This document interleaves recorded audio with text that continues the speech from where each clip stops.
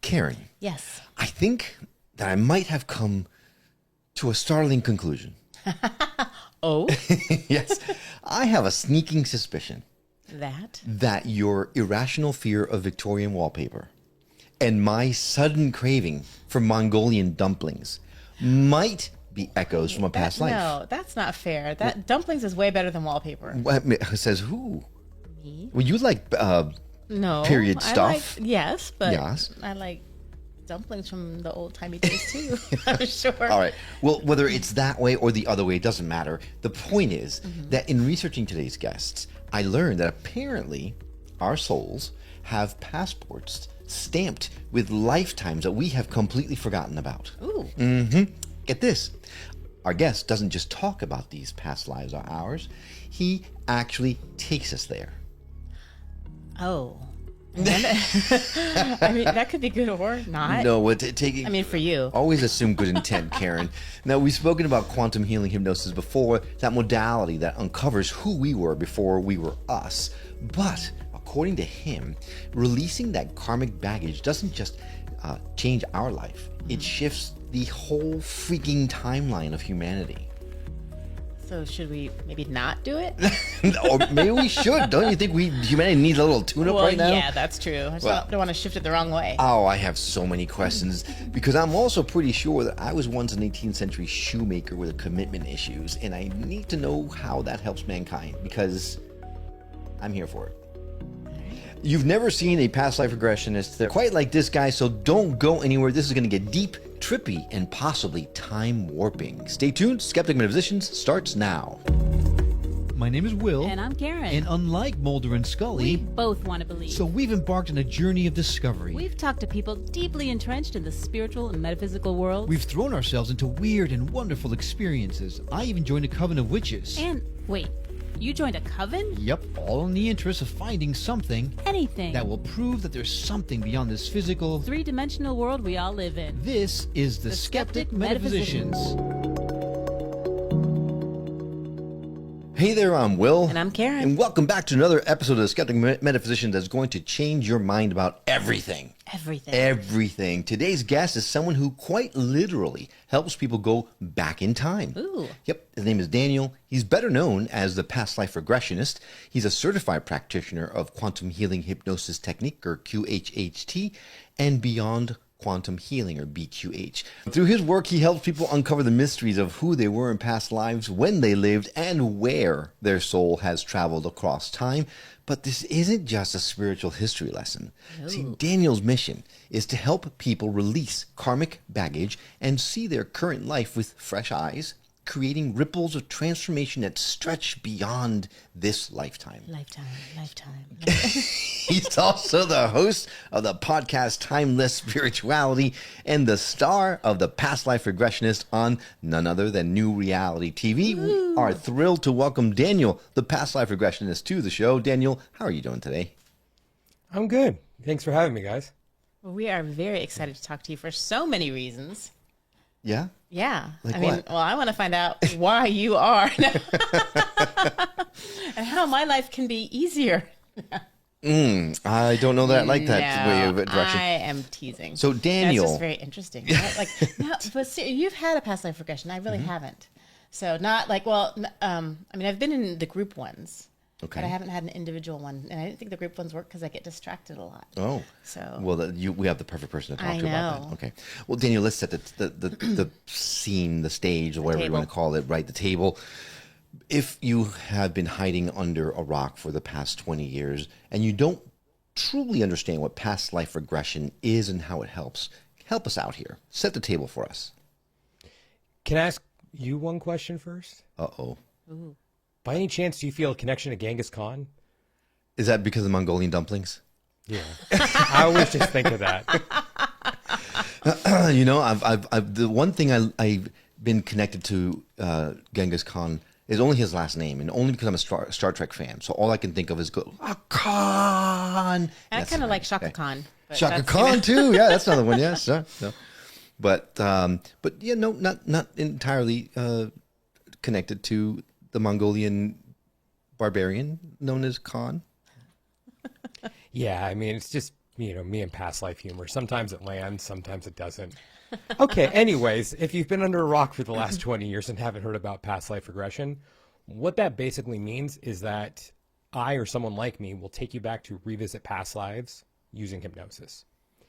So it is journeying into the subconscious or superconscious mind and going, I think we view time as linear, although I don't think it's linear. I think it's all happening simultaneously. So I'm going to use the word, as time has gone on, and I've done this more and more, I've been a practitioner now since 2016, I feel that time is more of a place and not a straight line. So I personally believe that when I take someone to revisit a past life, what we're actually doing is not traveling through time, but going to a different place. So it's travel in a different way. Okay, you're like kind of flipping timelines or lifetime. Yeah, I need some help with that. So how is time a place? So just picture it as, think of a map right now. Okay. And if time is not linear, then how would I put it? The most recent life that I lived may have been in the 1400s, even though in a linear sense, I may have died in the 1970s and been born in the 1920s. So the question is, well, how can that be? Because wait, in linear time, wouldn't that be the most recent one? Well, what if there is an evolution taking place that transcends what we view as linear time? And there is something closer. Okay, let me take another step back. Please. So picture a circle. In a weird way, I think a circle is the answer to everything. So let's say that the inner circle is my life right now. And there's a circle right outside of that one. And let's say that was the life that happened in the 1400s. And there's a circle outside of that where there's a life that's happening in 2200. Then there's a circle outside of that where it was in the 1860s. And then there's a circle outside of that where it was 4000 BCE. Circle outside of that where it's 1910. So in a linear time sense, those jump all over the map. But in an evolution sense, the closest life would have been the one in the 1400s. I know I'm taking this way far off where the question started. But no, but I like where it's going, because I'm trying to understand why would the 1400 be the closest concentric circle to your present life? Because it's not happening linearly. And I think it's the closest relevant lesson to what we're experiencing now. Ah, okay. And it may be that that's the only place where that could have happened. Even though the circumstances may look vastly different, it's the pattern that's in place. So that's ultimately what my job comes down to, is pattern recognition and seeing where are the patterns of the past and how are they affecting your life right now. Because even though, just as you put it, it's like, yeah, I'm very focused on going backwards.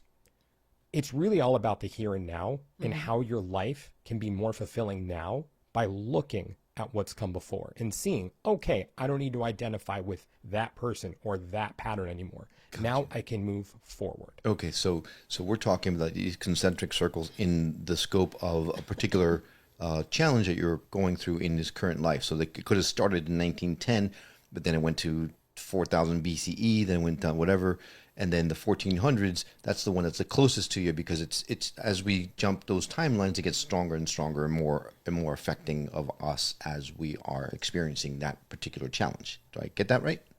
Exactly. Okay, I think I got it now. Yeah. Right. I'm sorry, I have to wrap my head around these things. Got it. Okay. So how does going back and so let me put it this way. I have seen a pattern in me for years and years and years, right? I know I overeat a lot all the time, and yet I still do it. Noticing the patterns hasn't helped me to stop doing it. So how does past life regression help you to break that pattern? Okay, well, for starters, that's one where we could throw out hypotheticals as to why you have that pattern right now. And I'll start with two. One of them could have been, it was that you lived a life where you were severely impoverished and you remember not having enough. So in this life, you do have the opportunity to have a full belly. So it can be compensating in a sense for the lack that you had there and wanting to feel comfortable now, because it probably was a lack of comfort that came along with not having food. Another one could be that you may have been royalty and you were just used to having food all the time, being pampered, and there's a certain comfort that comes along with that. Because I think something like gluttony, not that that's, full on. Look, I mean, I was about to say I like that one better until you just said gluttony. Now, no, I can't say that He's anymore, not that Daniel. bad. Thank you. I mean, it's appropriate because I wore my I am a Taurus shirt, or it's because I'm a Taurus, because Taurus are the stereotypical ones who like food, and I'll admit food does bring me comfort. So maybe I'm not talking to Will right now. Maybe I'm really just projecting. That was my next guess. So what that could do is, like, let's go for the first one about being impoverished. Just having that awareness, whenever that feeling comes up in you, you could say, oh, I don't need to worry anymore. The fridge is stocked. I don't need to find my safety and comfort in food, because that was then and this is now. Okay, so I like how the distinction is, in my question was, I noticed the pattern that I overeat, but with past life regression, I realize where the pattern might have originated from, and that's how it helps you to clear it. Mm-hmm. Okay. Because it can become more tangible. Okay. All right. So, I mean, I've got so many questions about, but I know. I don't know if it's which the right way to- psychopathic dictator was I in another life? So I have a question. Can this work for everyone? Like, is it, and how do you know you're not making stuff up? I believe that it has the potential to work for anyone if they allow it to. Okay. With regards to how do you know you're not making it up, I'm going to be the first to admit, I don't know. I really don't know. I believe that it is real, but I also believe that there is the possibility. And then I wouldn't say this is for a middle of the line session, but for someone who has such strong convictions of, I need the validation of knowing that I was this thing, because that's the only way I'm going to find fulfillment in my life, is because I have this feeling that I lived in this ancient civilization, and that's why I feel this way. So it could be willing yourself towards that potentially, which I think it's best to come in without any expectation, because I think that's where the hindrance comes.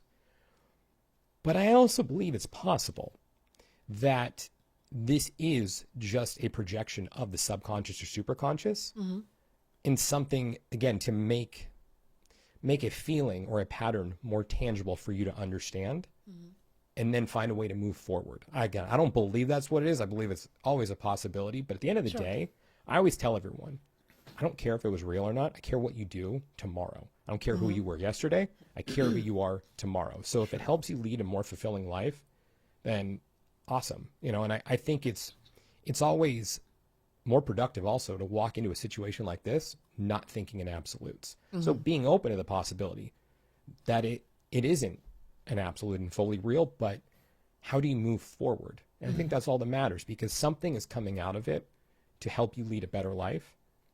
And it may not be real, but if it's there, it's there. So it's like work with it. It's like the placebo effect, right? Exactly. Whether it's working or not. And I think that yeah, absolutely. If that works, it works. But I guess so I've been in a couple group situations, and I am Let's clarify that. group regression. Okay, thank you. Yes. God. Anyways, hypnosis. Thank you for clarifying. Yes, I just want to make sure that wasn't Group hypnosis, past missing life out in some way, shape, or regression form. situations. And I, and Will, I'm sure you're going to be shocked to hear me say this, but I can be a bit of a control freak. There, it's recorded, it's in public, and it's out there. But like with my thoughts and with my mind, and so when I've been in these situations, and you start relaxing, and you're going through the paces, and you're doing what you're being told to do, and then I'm like, well, maybe I should be feeling something, but maybe I shouldn't. Well, okay, I'll just make something, or you know what? I feel like it's not like something's coming to me like, oh, I'm visualizing. All of a sudden, I'm walking down the ocean, whatever beach. I like make things up because maybe I'm not patient enough. Am I not waiting long enough for something to happen, or is that how that works? Just what you make up is what it is, or I'm a big mess when it comes to this stuff, Daniel. In case you couldn't tell. So, I mean, first thing is, for a group session, while I find that there is massive potential for breakthroughs, it's not the same as a one-on-one, because in a group, when I lead those, I'm not directly interacting with anyone. It's more generalized. If I have a group of 30 people, it's just, you may as well have me doing a guided meditation on a recording at that point. I mean, I think the beneficial part comes after, when I get to talk to everyone. But for the actual regression itself, I don't have that ability to talk to someone. So in a one-on-one, I could get you more focused and get you out of your way, because I'm not having to focus on everyone else. So there are a couple tricks there. So would it be something that just kind of pops into my mind, or because like I said, I typically conjure it up. So I'm overreaching when I'm doing that. Is that right? Like I think, yeah. So the best way I can put it also is someone who has read a past life regression book ahead of doing their first session. I think there's an expectation that comes into play, because when they're reading the book, I think there's this visualization of what they think it's going to look like. This is what I see on the paper right now. I'm putting my shoes in that person who is probably fully immersed, even though they're probably not.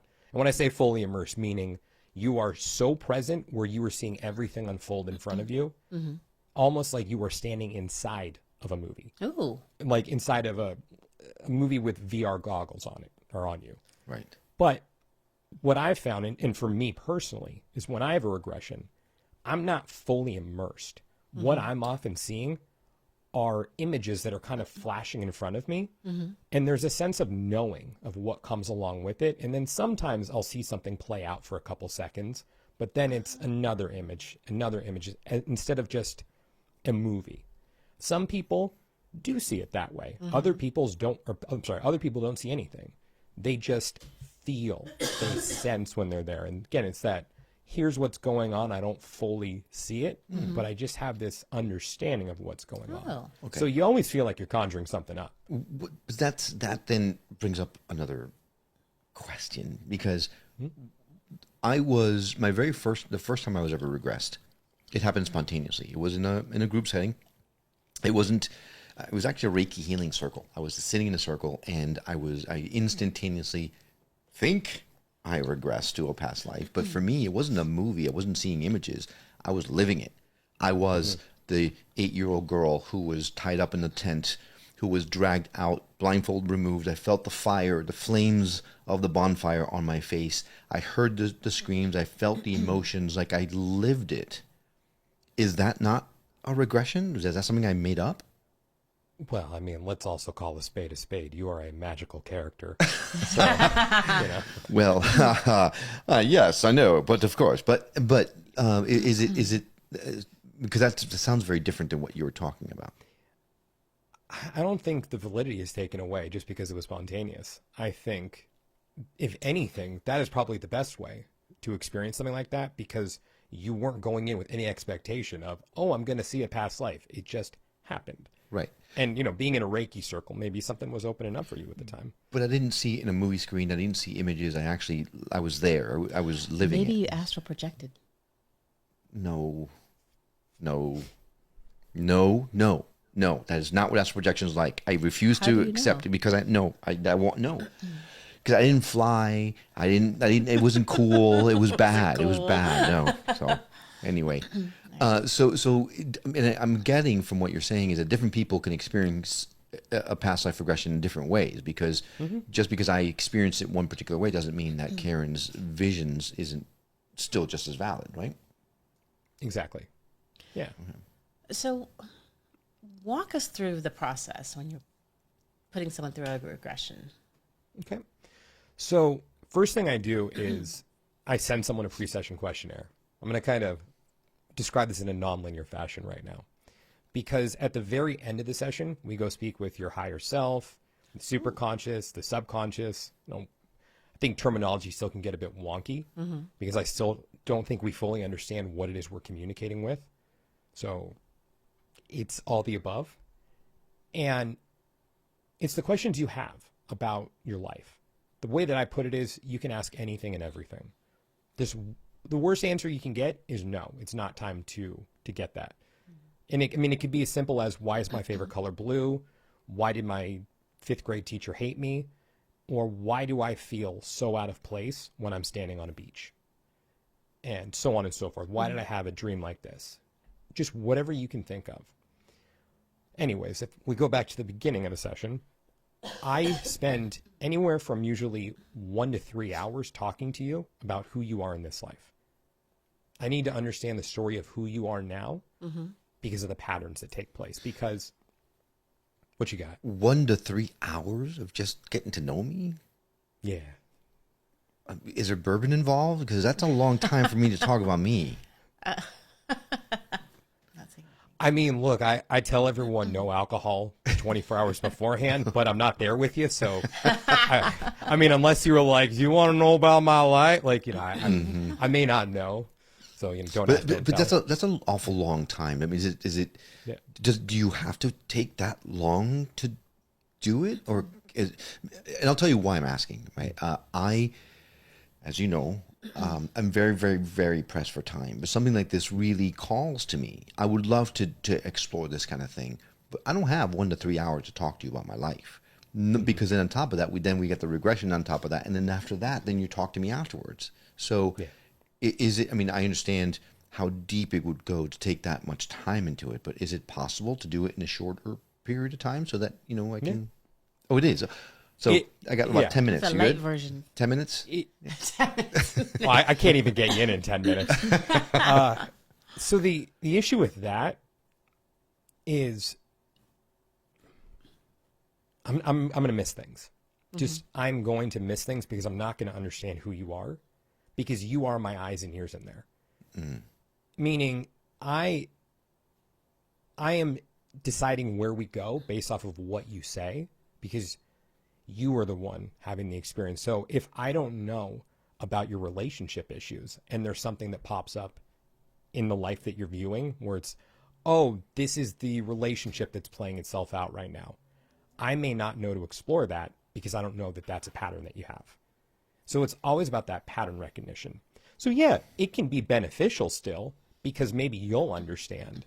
But I think also the whole point of it is to have that person there who's helping guide you. And if they don't know where they're going, like if they don't have the compass or a map, then they're just firing into the dark. So it can work, yes. But I've noticed the times when, I mean, even so, I always dedicate that time to talk ahead of time. But if someone only spends 10 to 15 minutes telling me about their life and I'm pulling teeth just to find out who they are, the session isn't as profound as it is if I get to know someone deeper. Now, that doesn't necessarily mean that if you spend 3 hours talking to me, that you're going to get more out of it than you would if you were only talking to me for an hour. It's really just, it comes down to the quality of what's being said. Although sometimes the smallest detail could be the key to everything. But odds are, if I'm only spending 10 or 15 minutes talking to you, it's not going to be what it could be. Right. So then when someone comes to you to do something like this, then, I mean, you probably need to plan on making this an event, right? You're going to be with you for the whole day, for the lack of a better term, right? You know, okay. All right. Yeah. So, not for the faint of heart. Definitely make sure that you are committed to this, because this is. But on the other side, it could be absolutely life changing in so many different ways, not just for you, but everyone around you. And in just one day, that actually makes it seem short. Yeah. When you put it that way, yeah, I guess that's true. Yeah. I mean, my first session, it changed my life, and I have some autoimmune issues. I mean, they've been with me for about the last 17 years, and it's gotten better over time. When I went in for my first session, I was doing some research on past life regression, and I saw that there were claims that it could cure health issues. So I went in there with this expectation that, oh, I'm going to be running a marathon tomorrow. You know, forget taking conditioning into consideration. Right. No, of course for not. it. Yeah. I mean, But- self-hypnosis, right? You can do anything if you Right. hypnotize yourself. I'm going to be superhuman the next day. Right. But I got something that was so much more profound, which was a shift in perspective. When I left that session, I walked away a firm believer in past lives. I always like to distinguish the difference between believing and knowing. I don't know that past lives are real. I believe that they are. And my conviction was so strong after that I still wouldn't go as far as knowing that they were real. but I full-heartedly believed it. So by default, I believed in future lives as well. Then if we're looking at it in a linear time sense. Mm-hmm. And so I walked away saying to myself, okay, it could be better or worse next time. These are the cards I've been dealt in this life. So how am I going to play them now? So that shift in perspective changed everything for me, because I no longer saw a sick person in the mirror when I was, looking at my beautiful reflection. I just saw someone who had to deal with some stuff. That changed everything for me, because I wasn't holding myself back in the way that I was before. It wasn't a full acceptance of the situation. It was just an acknowledgement. But I can do something with this. I don't need to be completely handicapped by this. There is still potential that I have, even within the confines of the space that I'm in right now. And that was my takeaway. Sure, I mean, there were other things that I saw, but why even talk about it? Because the biggest takeaway was that shift in perspective. And that has stuck with me now for the last decade. Right. And that was a game changer for me. And I'm so glad you mentioned that, because I think there is a perception of, I'm going to do a past life regression and my cancer is going to be gone, or whatever is going to happen. We have these expectations that it's going to change our life in that way. But sometimes some of the things that we have, and it could, absolutely could, but sometimes these things that we're dealing with in present life are there for a reason. And some of this perspective shift that we get from past life regressions is more beneficial for us, where we go, okay, this is something, like you mentioned, I have to deal with for some reason for my greater good. And so going into a regression session, knowing that whatever happens is actually for your greater good, and not to have the expectation of my cancer is going to be cured, probably beneficial. Because I think a lot of people do go into the sessions going, if this doesn't cure my cancer, it's bullshit. Right? Yeah. So you brought up something there. I'm really glad you brought it up about, I think it's about letting go. Because that's the way that I used to approach these sessions, is it's all about leaving it in the past. But as time is going on, I'm not so convinced we're meant to just cut the cord and let it go. And I know that's probably going to piss a lot of people off right now who are listening to this. I'm sorry, cord cutters right now, or, the facilitators. Right, close your eyes, close your ears, Dolores. I don't think we're meant to. I think that those things make us who we are. But it's just about, how do we move forward? How do we take all of that and channel it into a healthy direction? Because I think that snapping your fingers and releasing it, I think that's cheating. And that's not to say that I won't incorporate that at some point in one of my sessions again. Because that's something, this is a recent change that I've really started to make. I don't think you're supposed to leave everything. I just don't. And I think if you end up doing it, then awesome. But it makes us who we are. We are who we are. And I think it is part of the totality of who we are. And I don't think we're meant to run away from that. I think we're just meant to face it and carry it with us and live a more fulfilling life. And not be limited by it anymore. 'Cause Exactly. You can use it as an excuse, or as monkey on your back. But just acknowledging it and saying, okay, this is who I am. This is part of me. This is why. Being able to move on. Right. I see that. I see that. Because every aspect of you, like, how many times have we talked about the past creates who you are currently, right? All the things that we went through in our past, had we not gone through it, we wouldn't be the person that is sitting, I wouldn't be the person sitting here next to you. I would be much better. But, no, I'm just kidding. But no, I don't know how I feel about that. I think that makes a lot of sense, and not something that you typically think about when you're talking about past life regressions. Okay, so we have this hour to 3 hour conversation. Then what happens? Oh, we're back to this. Yes. Okay. Then we do the time traveling. Or the location jumping, or place jumping. So yeah, at that point, we will then go into your past life, or Your other I think life. past life is very on the nose. Other life, exactly. And at that point, again, I am not seeing anything. You are my eyes and ears in there. So you are the one who is relaying to me what you're experiencing. And at that point, based off of everything we've talked about, I can say, okay, yeah, I think we need to explore this because you've talked about this, that this is an issue in your life. Right. Have you ever had someone who's kind of in there and they're just in an awful experience and just freaking out and you have to pull them out? No. Oh, well, that's good. But you are in control. So you have the ability to say, I don't want to look at this. I would encourage you to if it's coming up, because ultimately I think you're bringing yourself there. You know, that higher part of you or that deeper part of you knows where you need to go, but you still do have agency in the situation and you are your own authority. So I'm never going to force anyone to do that.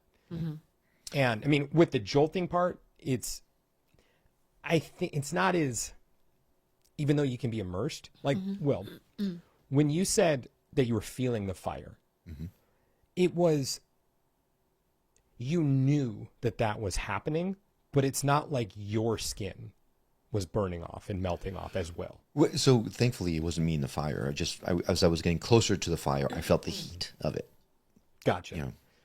So if that were you or in the fire, you still would have known that you were in the fire, but your skin wouldn't have been burning off. So having a visceral reaction like that isn't, like, I don't think is out of the question, but there's still a separation that's taking place. So you're aware of it, but not like if you're a witch getting burned.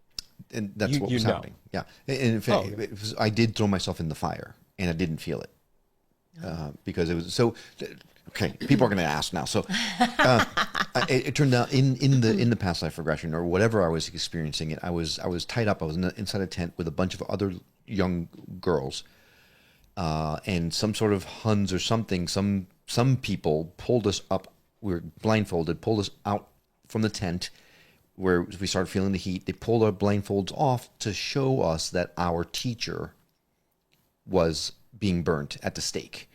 And none of us could handle it. We couldn't live without her. So I threw myself into the fire, and then everyone else did as well. When I did that, I saw myself from above, and I saw everyone else above, right? So it wasn't like we didn't feel anything. That was obviously the end of life for all of us there. Only to find, when I got out, that witches in the States weren't burned. They were hung. So I was really confused for a long time until I realized that witches were actually burned in the UK. I mean, in Europe. So then suddenly it was like, it all clicked. Like, oh my gosh, yeah. So I was learning how to be a witch. I was part of the tradition. And it turned out that person that was being burned was actually my high priestess at the time in the coven that was in. And you joined a coven in this lifetime. Because I was with her in the past life. Was it the same person? It was the same person, yes. Yeah, I found out it was the same person. So anyway, but you're right. I didn't feel the heat. I didn't feel a fire. Like my flesh wasn't burning. However, you hear or you read, right? When you read Brian Moody's book or Ray Moody's book, Brian Weiss's book, how they had to kind of talk people back, like, you remove yourself from the emotions, that kind of thing. So I'm assuming, based on what you're saying, is people committed themselves to feeling the emotions and then have to be walked back. Is that okay? Yeah, that can happen. Yeah, but that's if you let yourself go there. I mean, I won't say that'll never happen, but I haven't had that experience where it's. I mean, I did have someone that turned cherry red, and it's like, do you want to feel this right now? No. I said, okay. Well, you look like you're on fire right now, but I know that was their choice, though. And, I've done subsequent sessions with that person, and it's still a work in progress of getting to that place of letting go. And that's also, a situation where that's one of their patterns is needing to just look at things in the here and now and having difficulty with that. Right. And, yeah. But, I mean, I wish I could say I've only had one person that's turned cherry red. So, it's probably about half a dozen. It's amazing what, you can say, oh, something's going on right now. But you bring it back. I think there's something happening. So first, I'm sorry, go ahead. No, go ahead. I want to tell you how excited I am to watch your new show, Daniel, the Other Life Regressionist, because obviously if we're not doing past lives. But in light of that, do you bring people into other lives that aren't past lives? Like, do you take them to the future sometimes, or gasp, galactic origins or something like that? I never bring them anywhere. Oh, wait, okay, But well, you they- help them to have people Yeah. with you gone other places. Yeah, if they do, and like here's my feeling for future life exploration. If it happens naturally, I think it's okay. And even if time is happening simultaneously, there's maybe not a whole issue with it. But I personally think that exploration is almost futile because I think you can get too hung up on the differences of the space instead of what's the lesson here, what's the meaning. So. With that said, galactic lives, yes. I mean,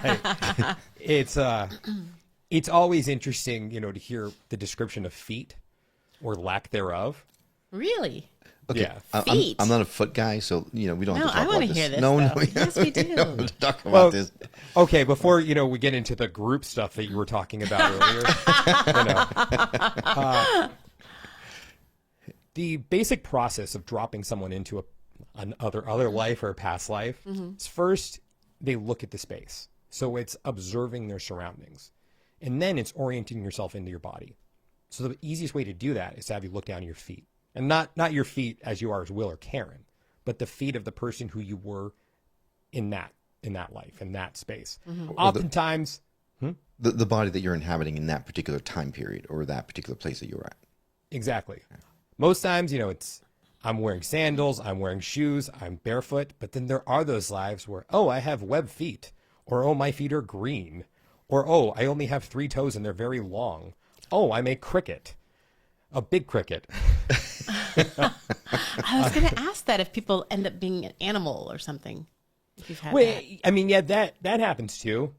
I guess maybe grasshopper was more in line with, but it does happen with the galactic lives or the ET lives. And same thing where I'm going to be honest with you guys. That was what I lived for as a practitioner early in my career.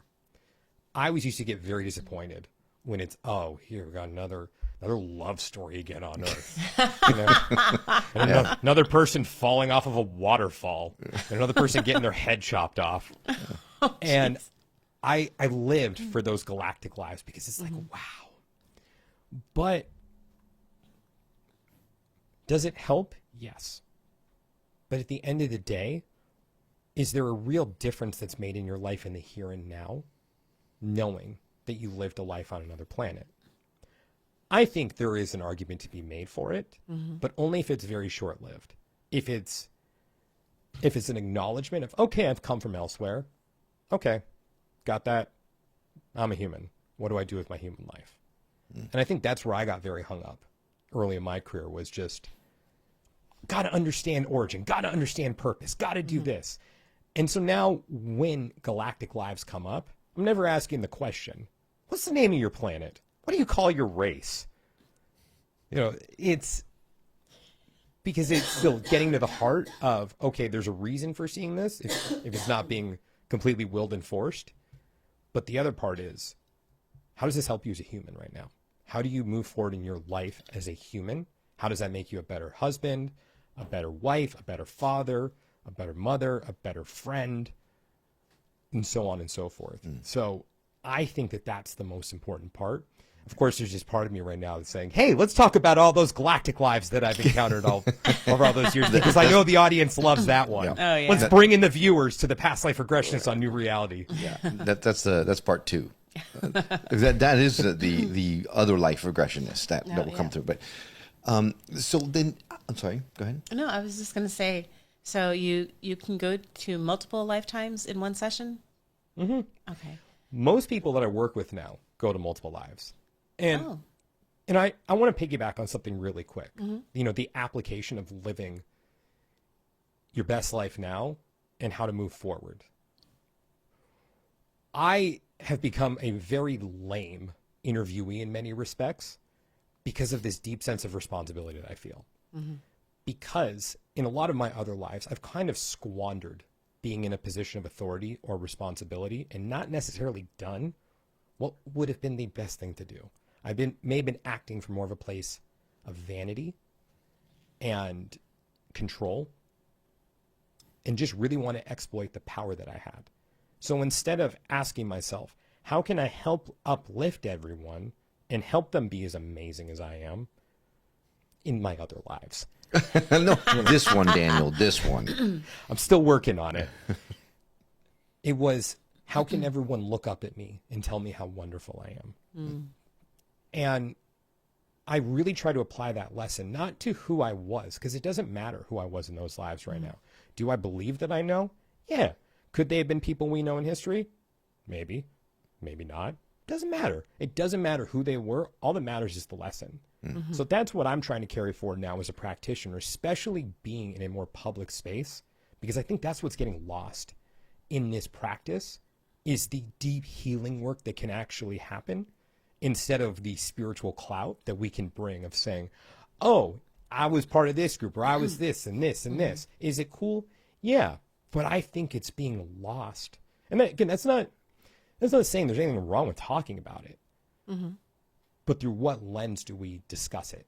And is it about the betterment of your life now and living a more fulfilling life? Because I think the other thing is, do you want to squander the possibility that you have in front of you now? Because if you receive this information, it's up to you what you get to choose to do with it. Right. And if you're not doing what's for the betterment of you and everyone around you, you're just kicking the can down the road to another life. So do you really want to go through everything you've gone through up until this point just to have to do it again? No. Okay, yeah, not you, Will and Karen. I know you guys are doing great. I'm speaking to the you out there. General you. Right. But then piggybacking off of that, on the very beginning of the show, we talked about how doing something like this can not only help you to clear the karmic baggage that you bring with you, but also help humankind as a whole. How does you dealing with that kind of stuff, or coming to terms with some of your past life stuff or your other life stuff, help humanity? So the way that I've always looked at it, let's say that I work with a woman in her mid-30s who has lived a pretty difficult life. She has let's just say a 4-year-old son or 6-year-old son or daughter. But she's under a lot of stress, and she doesn't really have control over her emotions. Not that she's a bad person, but because the weight of the world is beating her down, and she doesn't know how to walk through it with everything she's feeling. But she goes through a past life regression. Again, this could be a father. It's not, so I got to do all encompassing right now. Sure. Right. I was feeling all kinds of left Who's he out. talking Okay. about? And after the session, there's that aha moment that they have of, oh, I can handle this differently. And these are the cards I've been dealt this time, but I can look at this through a different lens, or I can approach this situation in a different way. And that mother or father goes and raises their child in a different way than they were before, in a more loving way, in a more compassionate way, in a more supportive way. And then that child grows up and remembers how their mother or father raised them and wants to emulate that. So they go ahead and raise their child that way. And it continues down the line. And then, of course, the grandiose thinker that I am is like, hey, this one session I did back in 2025, well, it produced the person that saved the world in 2,000 years, all because of that one session. It's all you, Daniel. Right. I mean, I was just the person who was there. It was the mother or the father at that point. I mean, I'm just the dude who asked the questions. But I think that's the effect that it can really have, is in just how we make that difference through time. Because I am not someone who personally believes that we're going to wake up tomorrow and everything is going to be magically different. And possible? Sure. Would it be cool to walk outside and see the sky glowing with a golden aura? Yeah. Would it be cool to look out on my street and hear people singing outside? Wait, this is different. I don't hear people on here on Mondays usually. Why are they singing the Circle of Life right now and all dancing around holding hands? This is a different world we're living in. I think that these changes take place over time, not time, and that change happens at that micro level, but then it has an effect on the macro level as the lessons permeate everyone that you touch.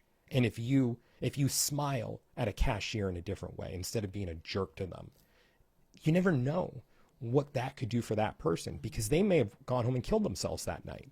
But you just smiling at them and acknowledging, hey, you're a human being, that changed. Maybe that's the person who then goes on and, you know, their offspring and offspring and offspring. And I don't know why I always go to the Messiah, but it's, you never know what your actions are going to produce. And it's that butterfly effect. It could be the thing that you never thought. It's not going up there with the sword and shield and being a martyr. It could just be, hey, how's your day going? Right. I'm a huge science fiction fan, and of late there have been some really great renditions of the book Dune. So when you go Messiah, the first thing I think of is Muad'Dib, right, from the Frank Herbert series of novels of Dune, where the Bene Gesserit did actually breed people specifically to generate a Messiah. So maybe that's what you're doing now. You don't even realizing it. So go with it, Daniel. Go with it. Was I Judas? The verdict is still out on that one. Oh, All So, right. That brings me to a question. I'm afraid. No, so what's your take on karma? Is it? well, that's is a it like little, thing? you know, I mean, do I believe in karma? Yeah, I mean, do you feel like you're being, you know, punished or rewarded in one lifetime because of something that you've done or didn't do in another lifetime? Daniel, tread carefully here. I do believe in karma. Ha! Sorry. Was that the one I was supposed to go for? Yes. Yes. Okay. No. But I don't believe that it's eye for an eye.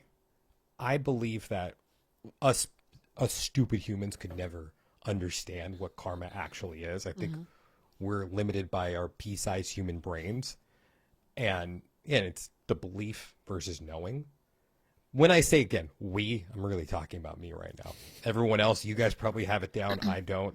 And I'm still in this place of uncertainty. But my feeling is that it's not if you go shoot someone that they're going to shoot you in another life. I don't think that it rears its head that way. Right. Such that I believe that it's possible that every person that I do a session for is someone I may have thrown off a building in another life or drowned them. Or, again, I'm going to go to this extreme where it's not the same action that is taking place, but the way that I balance it out is by helping them move forward from other circumstances, whether that be in this life or other lives. And it's balance in that way of, and not eye for an eye, but you're just balancing it out with something better. And that's also with, I mean, I don't like to boil things down to victim perpetrator, but the karma in a situation, let's just say it's a very toxic relationship you're in, and you are, you would be deemed the victim, or, the other person, the perpetrator, or you are the I don't want to put everything in quotes, but I think you may get caught in a cycle like that. So it's not shifting back and forth between victim, perpetrator, until we stop this cycle. I think you may be in one role repeatedly until a change is made. Like, it may be all about the person who is in the victim role finally saying, no, I'm done with this. And that's the karma that they have to deal with in that respect, is finally standing up for themselves. Or, the person who is the perpetrator is saying, I'm not going to do this anymore. And I mean, it sucks to think that you may sign up to be the one who teaches that lesson of having to do that. But I do believe that there is karma. And I mean, I don't know what the ultimate purpose is, though. I don't know if it's something that you can fully resolve. I don't know if you really get to the state of nirvana once you're, at that point where you just go live in a cave forever. And it's like, oh, no more creating karma. I have encountered in sessions where people have even said, and, when I say people also, I mean their higher selves coming in, of, oh, this person isn't here to create karma. They come from elsewhere. Whether or not that's true, I don't know. But I would also hope in that situation, if that's something you've been told, don't act like you have free reign to do whatever you want. Don't go around knocking off liquor stores or being a jerk because you think that you're insulated from creating karma. I think the best rule of thumb is just don't be a jerk. Be a good person and walk through life being a good person. And also, I think it's okay to not be altruistic. I don't believe that anyone is truly altruistic at their core, because even someone who is very selfless and giving, I think that they do receive something from that. So I think if you're always in this mindset of, I must always give, so I'm getting good karma, or so I'm not accumulating bad karma, maybe that's the way you are accumulating a different kind of karma that's not necessarily positive, because you're only doing it for X, Y, or Z. Like, I think it's okay to not be altruistic. And what I mean by that is, for everyone who's listening, I don't think, that any act is inherently selfless, because even if it's not on a human level, and if karma is a real thing, then I think on a soul level, we know that we're racking points up. So it could be that deeper subconscious drive that says, let me be this person who helps the homeless. Let me be this person who won the lottery, quit my job, but now dedicate myself to the animal farm. And there's nothing wrong with it. But I think that if you are striving to be a truly altruistic individual, it's a fool's errand, because we're humans. I don't think we're fully meant to be altruistic as humans. Right. Well, you know, all animals are created equal, but some animals are more equal than others. I just want to put that out there. You're so deep. I know.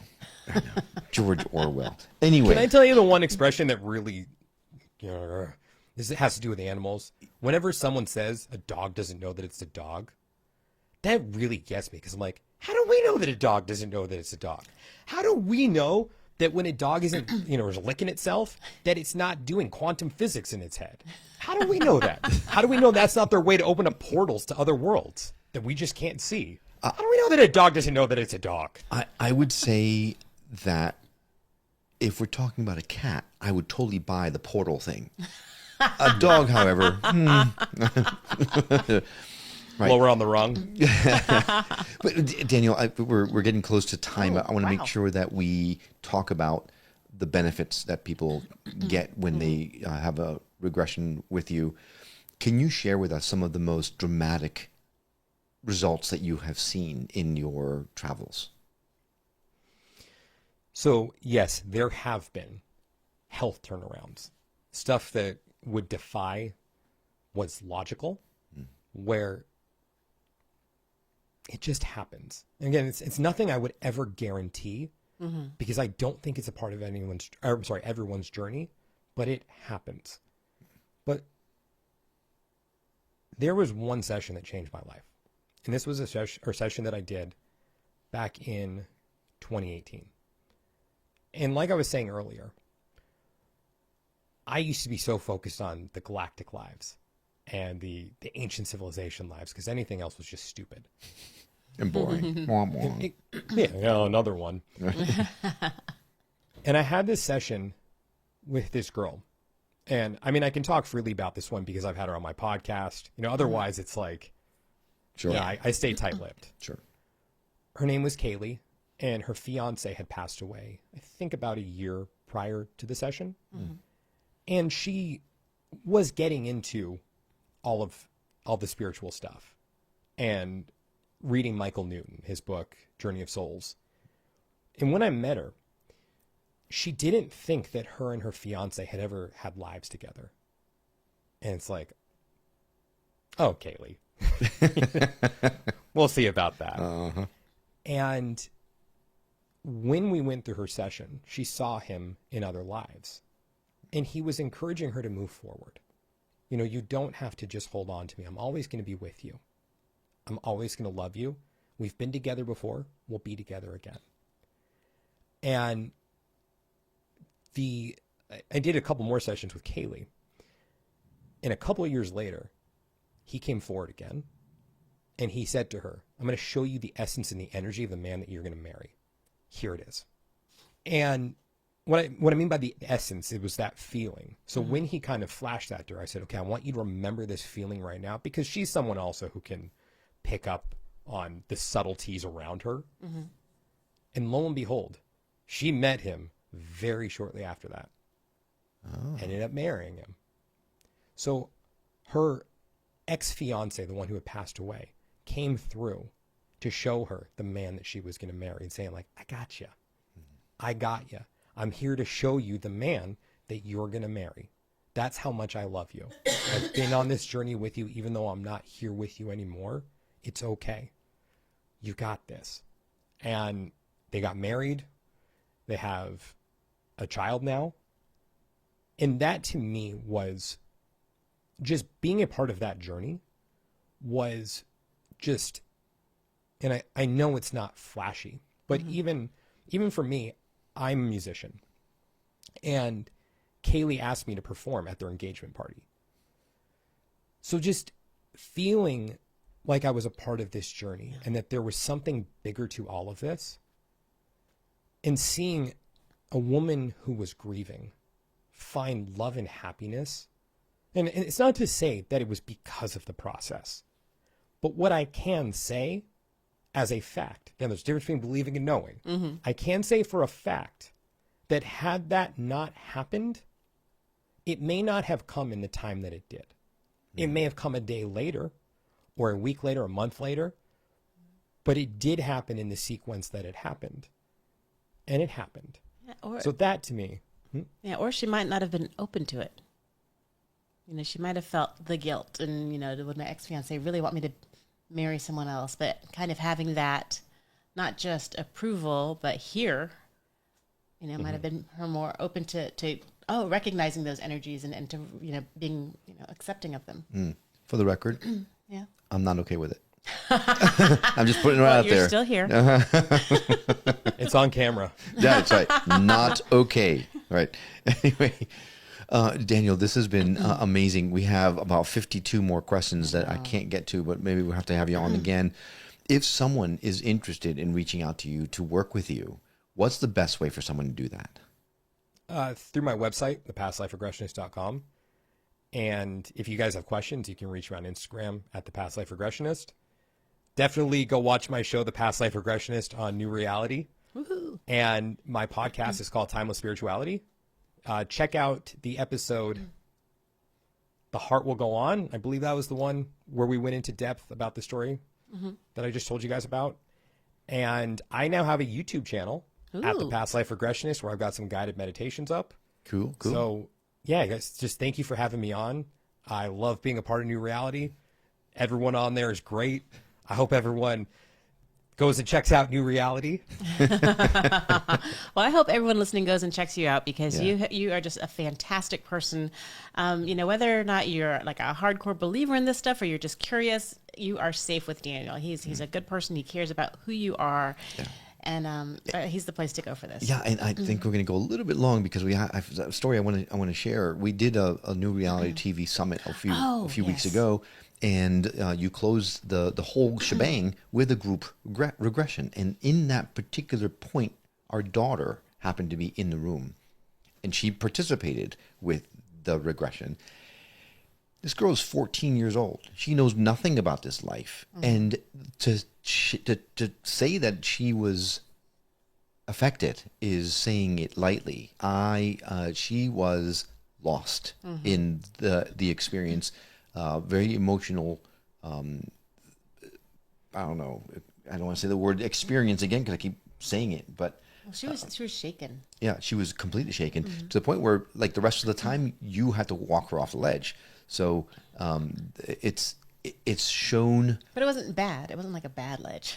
No. I don't want people think, oh God, no. It was great. It's going so well. Yeah, no. It was something that she wasn't expecting at all. She thought, Right. okay, all right, whatever. But she was surprised at how moved she was by the experience, and I think that she learned a lot from it. And Absolutely. our relationship is now ruined. But besides that, everything's fine. I'm just kidding. But so this actually does. It's not. You don't have to be a certain age. This is something that can be taken advantage of by all manner of people. So if you think you're not a past life regression candidate, I would urge you to rethink that and reach out to Daniel. I say one more thing with that. Yes. Anyone who's listening right now, you're probably female. I know there are probably some males listening to this, but it's predominantly female space. Send your husbands and boyfriends to me. I will be the grounded one.